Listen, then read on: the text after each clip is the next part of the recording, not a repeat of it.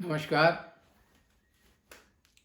कवि और कविता इस शीर्षक में आज उमाकांत जी तिवारी के बारे में चर्चा करेंगे।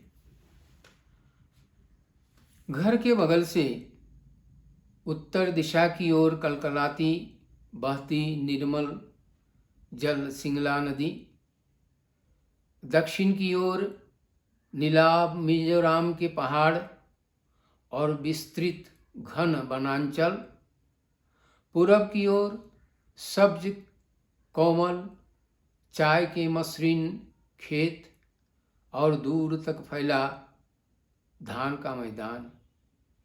यहाँ से 5 मील दूर दुर्लभचड़ा रेल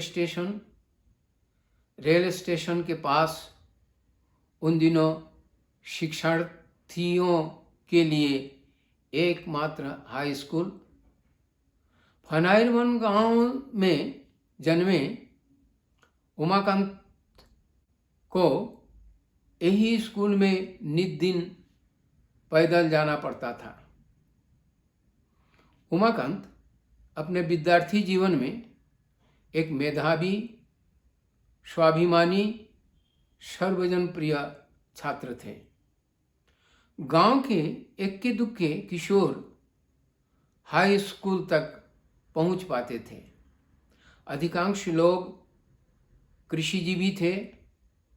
उमाकांत शुरुआत से ही अंग्रेजी भाषा के प्रति अत्यंत आग्रही थे। संस्कृत का प्राथमिक ज्ञान घर में ही मिल चुका था। आगे चलकर यही दोनों भाषा उनकी ज्ञान तृषा मिटाने के माध्यम बनी।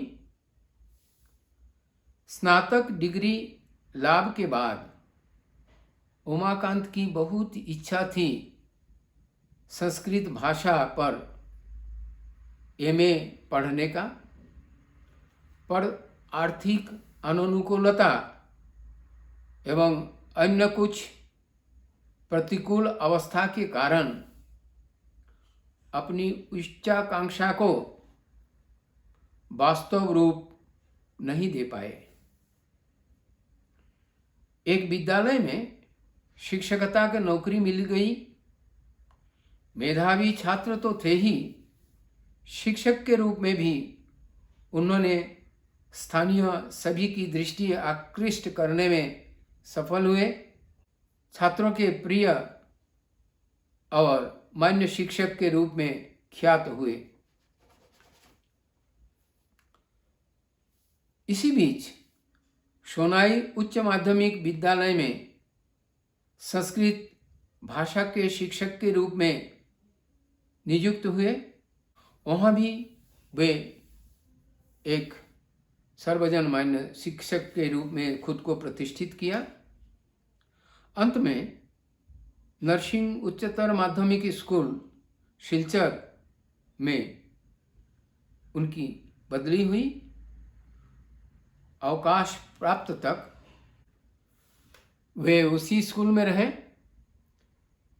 संस्कृत ज्ञान साथ ही साथ अंग्रेजी भाषा और व्याकरण पर दखल उमाकांत को साहित्य सर्जन के प्रति आग्रही किया। उन्होंने बाराक घाटी को पहला उपन्यास जिंदगी का मोड़ उपहार दिया। साथ ही साथ कविताएं और अन्यविध रचनाएं लिखते रहे। संस्कृत भाषा में भी कविता और छिटपुट मौलिक चर्चा से विद्वत महल में अपना स्थान बना लिया। अनेक संगठनों का सदस्य रहे। कई संस्थाओं के सभापति या अध्यक्ष तथा अन्य दायित्वों को भी निष्ठा और तत्परता के साथ उन्होंने निभाया। उमाकांत तिवारी जी की कविताएं कई संकलनों में प्रकाशित और प्रशंसित हुई है।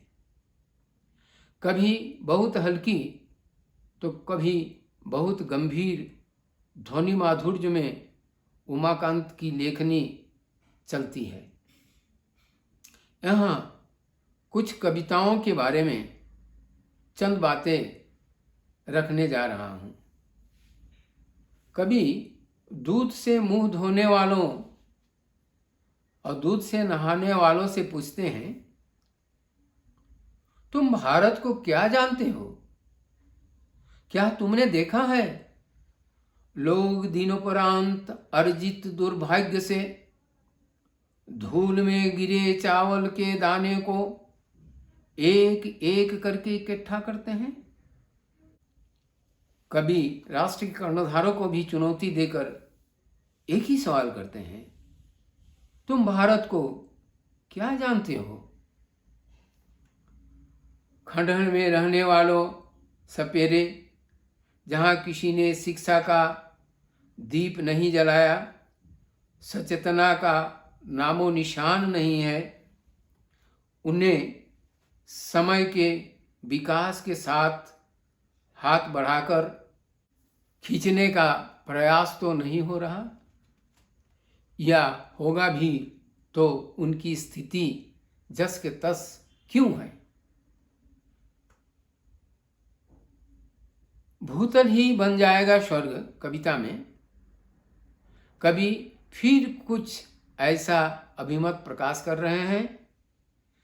जब दिशाएं भ्रमित होती है, जब लताएं निराश्रित हो जाती है, मनुष्य की प्रवृत्ति जब दावानल की तरह फैलती है, तब धरती पर मानवता का संरक्षक, भक्त शिरोमणि, युग प्रवर्तक महाकवि तुलसीदास जी अक्षय कीर्ति रामचरितमानस में स्वतः उत्सारित होगा विश्व भ्रातृत्व का बंधन। आग सर्वग्रासी है, पर आग के भी कई प्रकार होती है। जैसे कवि के अनुसार एक आग जन जन में, अंग अंग में, बाग बाग में, फूल फूल में, प्रेम भाव में उभरती है। फिर सूर्य की आग कवि कहते हैं किरणों के सहारे ग्रह नक्षत्रों में, चंद्र तारकाओं में कालीन बिछा देती है। कवि ने कालीन क्यों कहा, ये आलोचना सापेक्ष है। आगे और कहा गया है, वो भी एक आग है जो कविता की पंक्तियों में, कोमल कलियों के किशलयों में अंगड़ाई भर ललकारती है, सृष्टि सुख संचारती है। मंथन कविता में कवि अपने पूर्वजों के प्रव्रजन और यहाँ आने के बाद कठोर परिश्रम